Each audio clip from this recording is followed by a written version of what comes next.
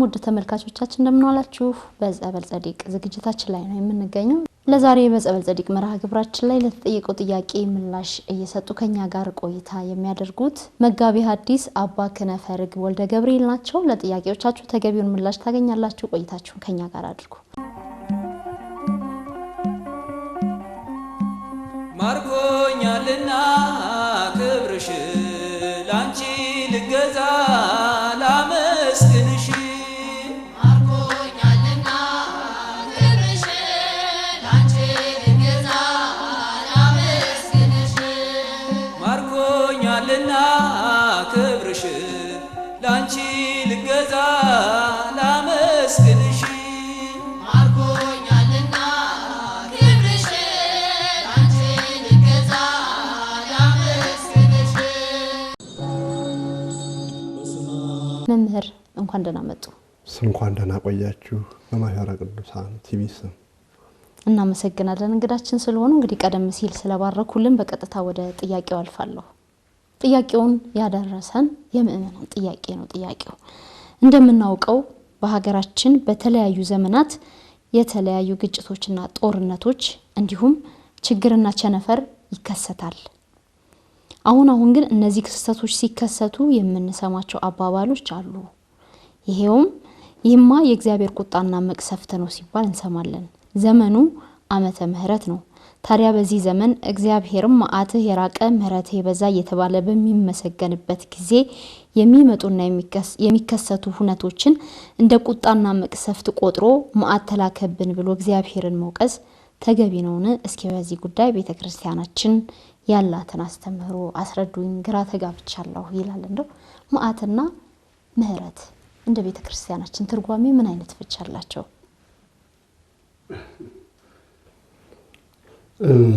ሐዲስ ኪዳን የሰላም፣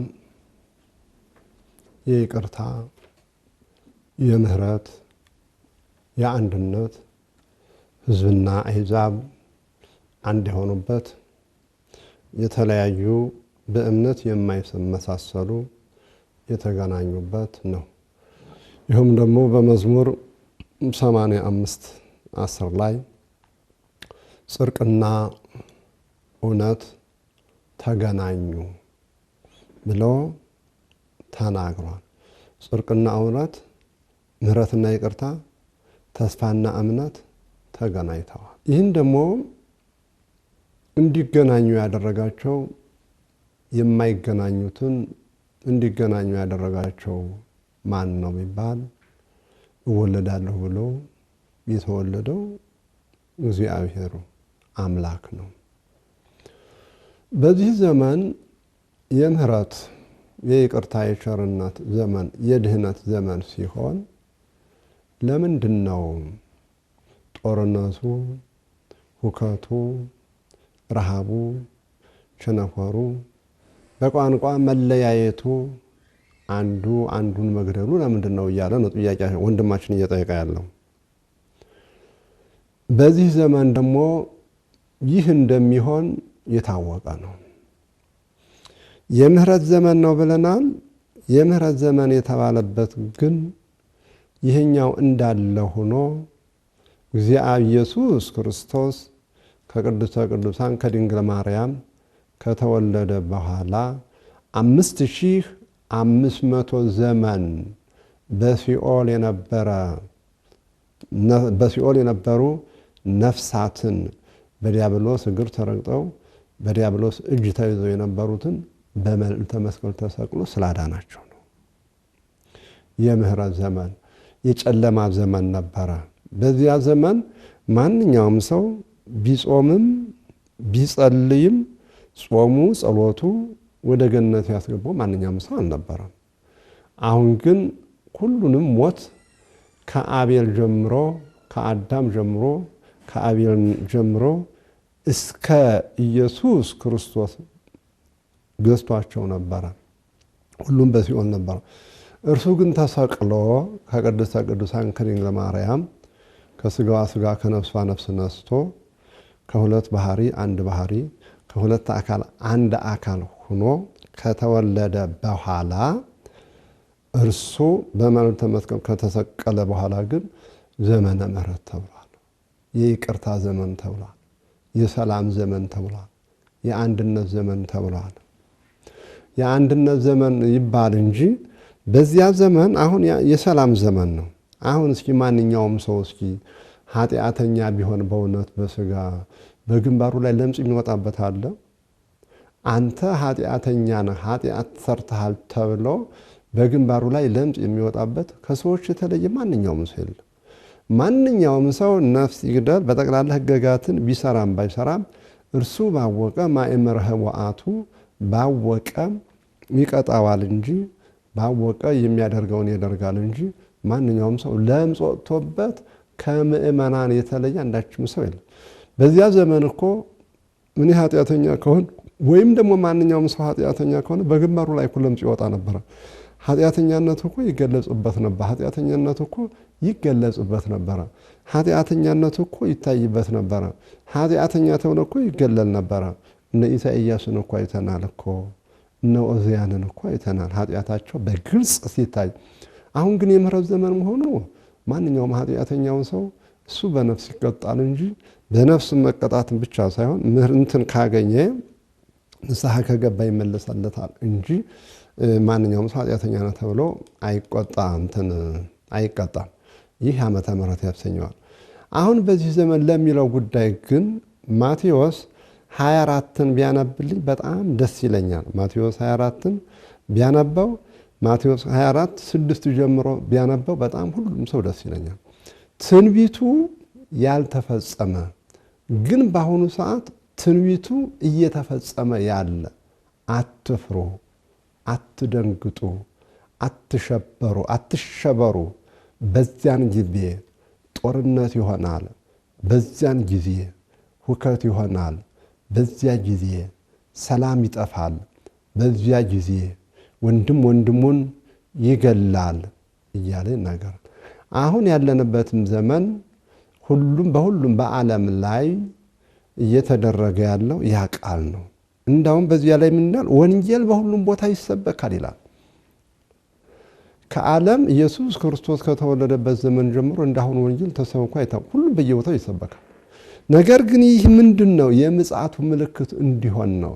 የምጽአቱ ምልክት እንዲሆን አሁን ዓለም በቁሳዊ አካል ተሞልቷል።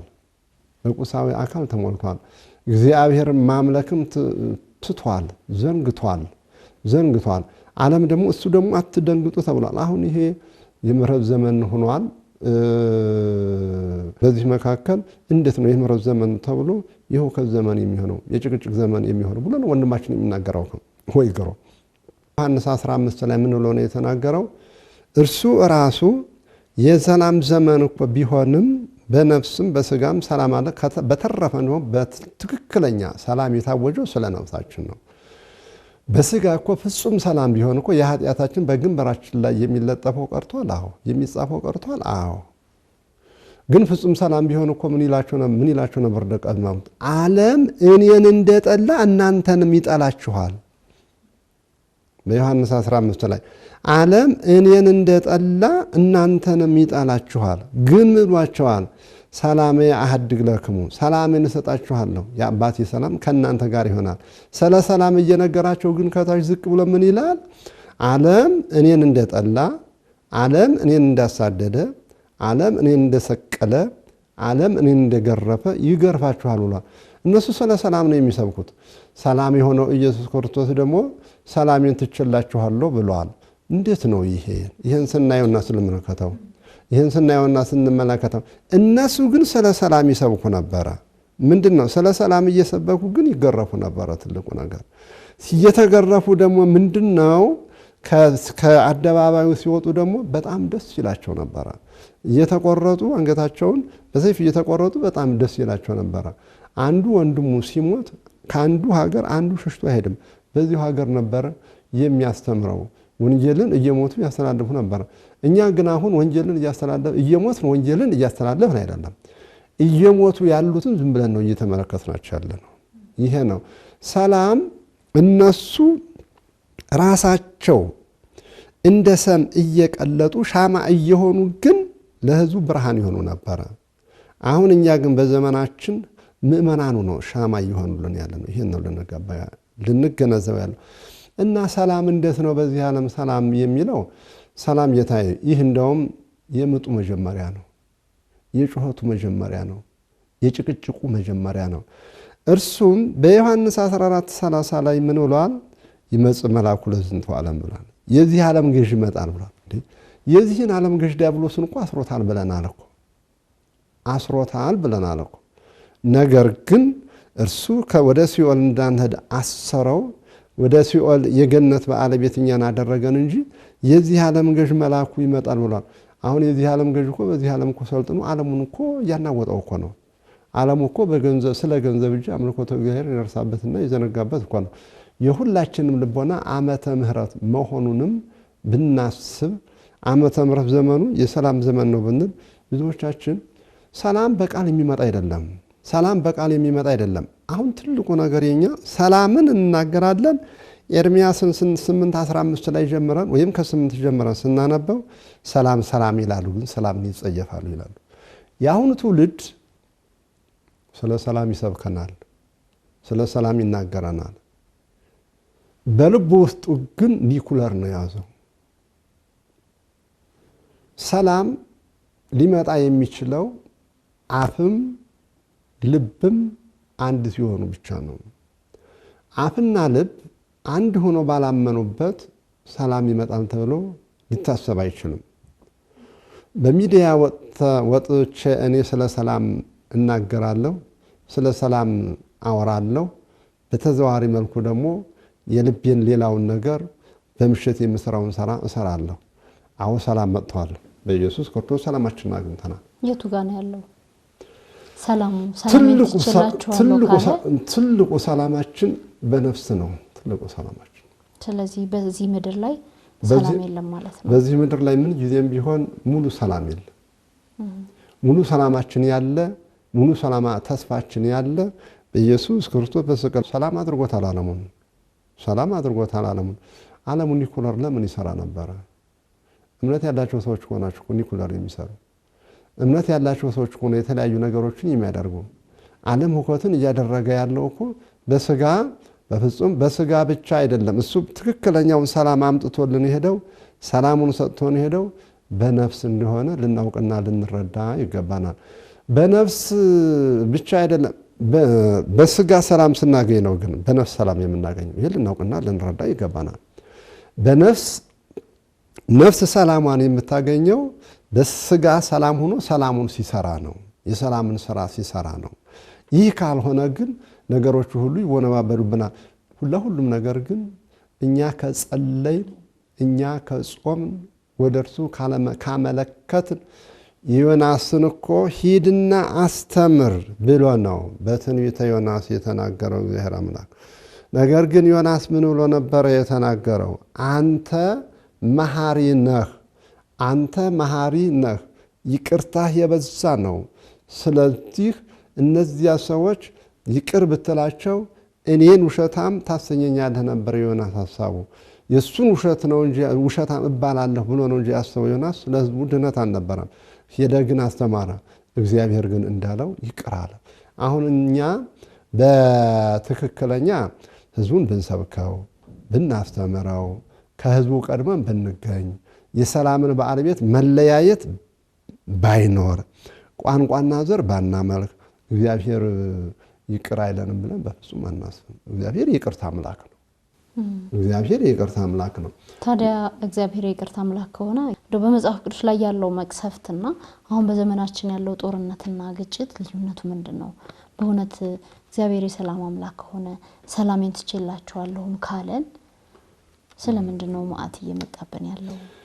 መዓት እየመጣብን ያለው ቅድም እንደተናገርኩት መዓቱ አሁን ያለነው በእኛ በኢትዮጵያውያን አቆጣጠር ላይ ያለነው 8ኛው ሺህ ላይ ነው። 8ኛው ሺህ ደግሞ የሁከት ዘመን ነው፣ የጭቅጭቅ ዘመን ነው። ሰው እግዚአብሔርን ትቶ ገንዘብ የሚያመልክበት ነው። ሰው ስለ ሰው ሳይሆን የሚኖረው ስለ ራሱ የሚያስብበት ነው። ሰው ስለ ቤተሰቡ ሳይሆን የሚያስበው ስለ ሚስቱ ወይም ደግሞ ስለ ልጁ ሳይሆን የሚያስበው ስለ ራሱና ስለ ራሱ ነው። ኢየሱስ ክርስቶስ እኮ ራሱን አሳልፎ ነው ሰላም ሊያመጣ የቻለው። እኛ እኮ ሰላምን ልናመጣ የምንፈልገው በሰው ደም ተራምደን እንጂ እኛ መስዋዕት ሆነን ሰላምን ልናመጣ አንፈልግም። ሐዋርያቱ ዓለም እንደጠላ እኔን እንደጠላ ይጠላችኋል ብሎ እንደተናገረ ሁሉ ሰላምን ያመጡት ሐዋርያቱ ወይም ደግሞ የገነት ባለቤትና ልጅነትን ምእመናኑ እንዲያገኙ ያደረጓቸው እነሱ መስዋዕት ሆነው ነው ለሕዝቡ መስዋዕት የሆኑት። አሁን ሰላም በአሁኑ ሰዓት ሁከት አለው፣ ችግር አለው። በማቴዎስ 10 ላይ የተናገረ እናንተ ሂዱ አስተምሩ፣ ነገር ግን በምታስተምሩበት ሰዓት ሰላማችሁን የሚቀበሏችሁ ከሆነ ከቤታቸው ገብታችሁ ተመግባችሁ በልታችሁ ጠጥታችሁ ኑ። ሰላማችሁን የማይቀበሏችሁ ከሆነ ግን ስንኳን ልትበሉ ልትጠጡ ይቅርና የጫማችሁን ትቢያ እንኳን አራግፋችሁ ውጡ ነው ብሎ የተናገረው። አሁን በዚህ ዘመን ሁከት ይኖራል። አሁን ሁከት ነው፣ ቃሉ ነው። የማቴዎስ ወንጌል የጠቀስኩት ነው እየተፈጸመ ያለው። ዓለም እርስ በርሱ ነው እየተገዳደለ ያለው። ዓለም እርስ በርሱ ነው እየተናነቀ ያለው። ይሄ ደግሞ የስምንተኛው ሺህ መጀመሪያውና የመምጫው ምልክት ነው። ምልክቱ በትክክል እየታየ ነው። እርስ በርሱ ይገዳደላል፣ አሁን እየተገዳደለ ነው። ወንድሙን ይገላል፣ አሁን ወንድሙን እየገደለ ነው። በዚህ ዘመን እኮ ልጁን አውጥቶ ለኩላሊት እኮ የሚሸጥ ዘመን እኮ ነው። ከዚህ የበለጠ ኃጢአት ምን አለ? ከዚህ የበለጠ ሕፃናትን ወስዶ ልብ ሽጦ ገንዘብ ከማግኘት የበለጠ ምን ኃጢአት አለ? ከዚህ የበለጠ ምን ኃጢአት አለ? እንዳሁን እንደምንሰራው ቢሆን ኑሮ እግዚአብሔር ቅድስተ ቅዱሳን ድንግል ማርያምም አማላጅነት ባይኖር ኑሮ ዓለም እስካሁን ድረስ ወዴት ነበር የሚኖረው? የእግዚአብሔር ቸርነት፣ የቅድስተ ቅዱሳን የድንግል ማርያም አማላጅነት፣ የጻድቃን የሰማዕታት የመላእክት ተራዳይነት ከሁላችን ጋር እንዳለ ነው እንጂ ስላለ ነው እንጂ እንደኛ ቢሆን እስካሁን ድረስ ዓለም ልትኖር አትችልም ማለት ነው። ጻድቃን ሰማዕታት ማለት እንደኛ አስተምህሮ ማለት ነው። እና የሁከት ዘመን ነው። የሁከት ዘመን የሆነበት ደግሞ በዚያ ጊዜ ጭንቅ ሁሉ መከራ ሁሉ እንደሚመጣ ተናግሯል። የዘመኑ ፍጻሜ እየደረሰ ስለሆነ ነው ለማለት ፈልጌ ነው። ታዲያ እንደው በመከራ ውስጥ ላለና እግዚአብሔር ተቆጥቶብናል ብሎ ለሚጨነቅ ሕዝብ ቤተክርስቲያናችን የምታቀርበው የማረጋጋትና የሰላም መልእክት አላት ወይ? በዚህ ጊዜ የቤተክርስቲያናችን ድምጽ ምንድነው? ምን ይላል? ቤተክርስቲያን ጊዜም ቢሆን ሰላም ነው የምትሰብከው። እርሱ ራሱ ኢየሱስ ክርስቶስ ሰላም ነው። ኢየሱስ ክርስቶስ አንድነት ነው። ኢየሱስ ክርስቶስ ፍቅር ነው። ኢየሱስ ክርስቶስ ወደ ዓለሙ ሲመጣ እኮ ደቀ መዛሙርቱን ጰራቅሊጦስን የላከላቸው በሚያውቁት ቋንቋ ዓለም በሚያውቁት ቋንቋ እንዲያስተምር ነው እንጂ ህዝቡን ከህዝብ በቋንቋ ሊለይ አልመጣም። በዘረኝነት ሊለይ አልመጣም። ቤተ ክርስቲያንም ትልቁ ነገር በተለይም ደግሞ የኢትዮጵያ ኦርቶዶክስ ተዋሕዶ ቤተ ክርስቲያን በማንኛውንም ምእመን በቋንቋ የማትለይ በዘር የማትለይ ሁሉንም በእኩልነት የምታይና የምትመለከት የመጣውን የምታስተምር አንተ ግሪካዊ ነህ አንተ ጽራዊ ነህ የማትለይ ሁሉንም በአንድ አይነት የምታይ የእግዚአብሔርን ቃል የምትፈጽም ሰላም የሚታወጅባት ቅዱስ ሥጋው የሚቆረስባት ክቡር ደሙ የሚፈስባት ምእመናኖቿ በተለይም ለሰላም የሚኖሩ በእውነት እንደ ተዋህዶ ያለ ምእመን አለ እንዴ? የኢትዮጵያ ኦርቶዶክስ ተዋህዶ ምእመናንን ከሰላም ፍላጎታቸው የተነሳ እነሱ እንደ ሰም እየቀለጡ ሰላምን የሚሹና የሚፈልጉ እንደ ኢትዮጵያ ኦርቶዶክስ ተዋህዶ ያለ ምእመናን በዓለም ላይ የለም።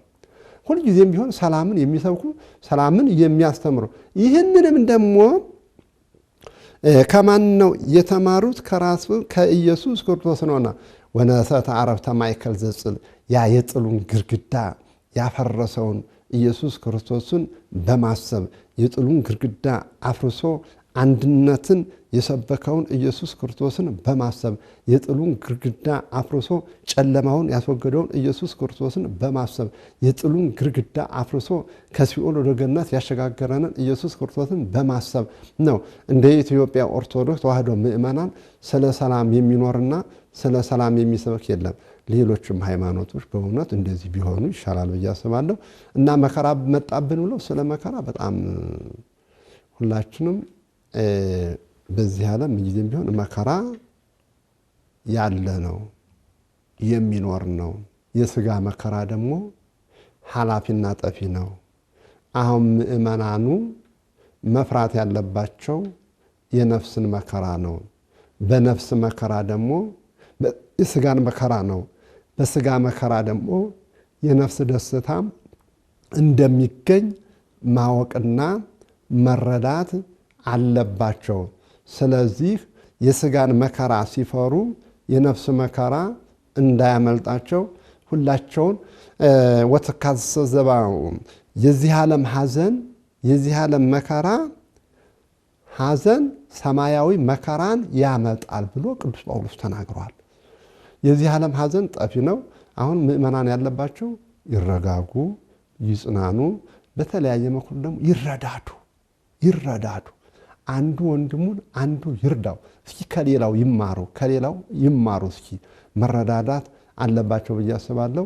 ሐዘኑ ሐዘናችን ነው፣ መከራው መከራችን እንደሆነ ቅዱስ ጳውሎስም እንደተናገረ ሁሉ ቢቻል ማንኛውም ሰው በእምነት የሚመስለውን ቢረዳው፣ ከዚያ በኋላ ግን ሁሉን መርዳት ይቻላል። በተለይም ደግሞ በእምነት የሚመስለውን ሰው መርዳት በጣም ተገቢ ነገር ነው። እግዚአብሔር ሕዝብና አሕዛብን አለየም። ሁሉንም መርዳት ይቻላል። በእምነት የሚመስለውን ግን በተለየ መልኩ መርዳት በጣም አስፈላጊ ነገር ነው። ስለዚህ ክርስቶስ የሰጠን ሰላም ለነፍሳችን መረጋጋትን የሚሰጠን በመከራ ውስጥ በስቃይ ውስጥ በተለይም ደግሞ ቀደም ሲል እንደገለጡት መምህር የምጥ መጀመሪያ በተዋሉት ጊዜያት ላይ ምእመናን ሲጨነቁ ክርስቶስ የተወልን ሰላም ለነፍሳችን መረጋጋትን ይሰጠናል። በትክክል በስጋ ማኮሱም እኮ በመልዕልተ መስቀል ተሰቅሎ ዋስዩኒ ቢሃለ ጽሜ እኮ ነው። ሐሞቱን ከብህ ጋር ሐሞቱን ቀላቅለው እኮ ነው ከአዞ ጋር ያጠጡት እኮ። ከዚህ የበለጠ መከራ አለ እንዴ? እኛ እኮ አሁን ተራብን ተጠማን ብለን እኮ ነው እኮ። እሱኮ የማይራበው እኮ ነው የተራበ፣ የማይጠማው እኮ ተጠምቶ እኮ ነው ያዳናል። የሱ መከራ ባሰብን ቁጥር ምን ጊዜም ሐዘንተኞች ልንሆን ይገባናል። ምን ጊዜም ቢሆን መከራው ሊያሰቅቀን አይገባ። መከራውን አንጸየፈው። መከራው ደስታ ነውና ይዞ የሚመጣው ደስታ ደግሞ ሐዘን መከራን ይዞ ይመጣልና ምእመናን አሁን ያለባቸው የሰላም ዘመን ነው። ሰላም ግን በቃል የሚፈጸም አይደለም። ኢየሱስ ክርስቶስ በተግባር ነውና ሁላችንም ቃል ብቻ መናገር ብቻ ሳይሆን ሰላምን ወደ ልቦናችን አስተጋብተን ቆም ብለን እያሰብን ስለ ሰላም ሁላችንም ብንሰብክና ብናስተምር ስለ ሰላም መስበክ ብቻ ሳይሆን ሰላማዊ ሰው ሆነን ብንገኝ። አሁን ስለ ሰላም እንሰብካለን፣ ሰላማዊ ሰዎች ግን አይደለንም። በእውነት ትልቁ ነገር ሰላማዊ ሰው ሆኖ መገኘት ነው። ማንኛውም ሰው ሰላማዊ ሰው ሆኖ ከተገኘ ሌላውም ሰው ሰላማዊ ይሆናልና እና የነፍሱን መከራ በነፍስ መከራ አይፍሩ፣ አይደንግጡ፣ አይሸበሩ። ይህ ደግሞ ኃላፊ ጠፊ ነውና እሱ የተቀበለውን ሁሉ መከራ ልንቀበል ይገባናል። እሱ ተገፍቷል፣ እንገፋለን። እሱ ተደብድቧል፣ እንደበደባለን።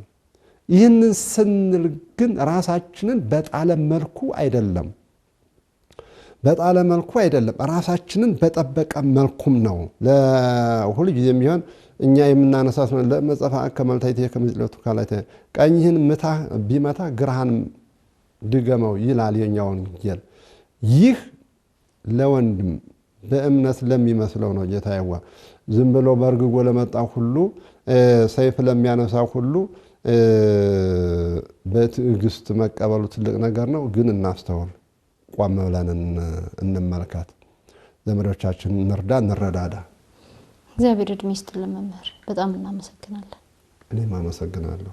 ሰዓት ስለሚገድብን ነው። ስለነበረን ቆይታ አመሰግናለሁ መምህር። ክብር ይስጥልኝ። አመሰግናለሁ።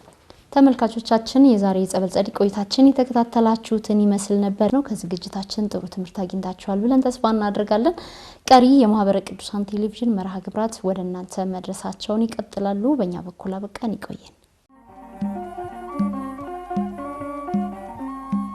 ማርኮኛልና ክብርሽ ላንቺ ልገዛ ላመስግንሽ ማርኮኛልና ክብርሽ ላንቺ ልገዛ ላመስግንሽ ማርኮኛልና ክብርሽ ላንቺ ልገዛ